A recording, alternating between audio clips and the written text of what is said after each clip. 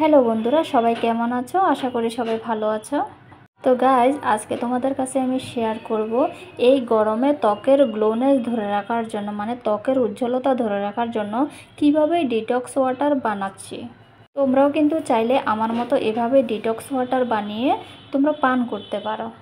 এটি যেমন আমাদের ত্বকের গ্লোনেস ধরে রাখে, তেমনি কিন্তু আমাদের কি করে, আমাদের ওয়েট লস করতেও কিন্তু সাহায্য করে। আর এই ডিটক্স ওয়াটার এত ভালো নিয়মিত এটি পান করলে কিন্তু আমাদের ত্বকে বা আমাদের রক্তের মধ্যে চর্বি জমতে দেয় না। আজকে তোমাদের কাছে আমি শেয়ার করছি আমি কিভাবে ডিটক্স ওয়াটার বানাই।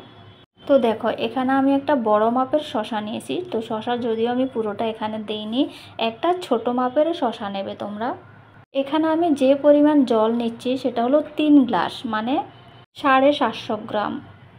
তো 750 গ্রাম জলের জন্য আমি পরিমাণ করে বানাচ্ছি।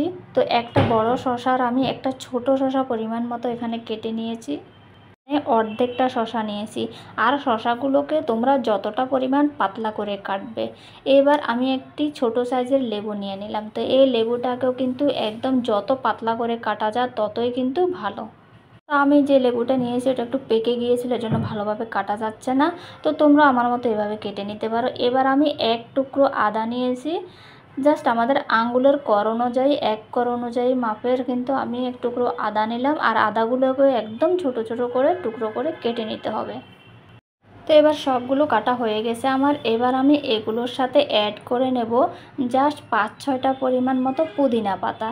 তোমাদের কাছে যদি পুদিনা পাতা অ্যাভেলেবেল না থাকে কোনো প্রবলেম নেই, তোমরা জাস্ট এগুলোই নিতে পারো। আমার কাছে অ্যাভেলেবেল ছিল সেই জন্য আমি নিয়ে নিয়েছি। এবার আমি 3 গ্লাস পরিমাণ মতো জল একটা জগের মধ্যে নিয়ে নিয়েছি। এবার আমি সবগুলো জগের মধ্যে ঢেলে দেব। ঢালার পরে জাস্ট 1 চা চামচের আধা চা চামচ আমি এখানে লবণ দেব। আমার কাছে আজকে বিট লবণটা অ্যাভেলেবেল ছিল না, তাই আমি সাদা লবণটা দিয়েছি। তোমাদের কাছে যদি বিট লবণ অ্যাভেলেবেল থাকে তোমরা ওটা ইউজ করবে, ওটা একদম ভালো হবে। তো ভালো করে গুলে আমি এবার রেখে দেব 3-4 ঘন্টার জন্য। আমি এটা ফ্রিজে রেখে দেব। তোমাদের কাছে ফ্রিজ অ্যাভেলেবেল থাকলে ফ্রিজের মধ্যে অবশ্যই রাখবে। আর যদি ফ্রিজ অ্যাভেলেবেল না থাকে তোমরা এভাবে নর্মাল টেম্পারেচারে রেখে দিতে পারো, কোনো সমস্যা নেই। জাস্ট 3 ঘন্টা কি 4 ঘন্টা পরে তোমরা এগুলোকে একটু একটু করে পান করবে। আর একটা কথা, এই ওয়াটারটা যখন তোমরা পান করবে তখন কিন্তু যদি পেটটা একটু খালি অবস্থা থাকে তখন কিন্তু তোমরা ভালো রেজাল্ট পাবে। যেমন ধরো আমরা দুপুরে ভাত খাই কিন্তু 2-2:30টার মধ্যে আমাদের খাওয়াটা হয়ে যায়। তখন কি হয়, জাস্ট 2 ঘন্টা পরে যেমন 3:30-4টার মধ্যে কিন্তু আমাদের পেটের মধ্যে একটা খিদে খিদে ভাব আসে। তখন তোমরা কিন্তু চাইলে এই জলটা একটু একটু করে খেতে পারো। জাস্ট আধা ঘন্টার মধ্যে তোমরা জলটা খেয়ে শেষ করে ফেলতে পারো, কোনো সমস্যা নেই।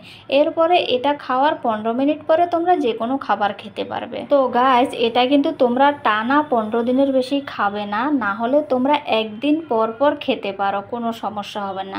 15 দিনের বেশি কিন্তু তোমরা এটা খেতে যাবে না, ঠিক আছে? তো এভাবে তোমরা ফলো করে ডিটক্স ওয়াটার বানাতে পারো, খেতে পারো, খুব ভালো রেজাল্ট পাবে তোমরা। ওয়েট লস হবে, তোমাদের স্কিনে গ্লো আসবে, ত্বকের চর্বিও কমে যাবে।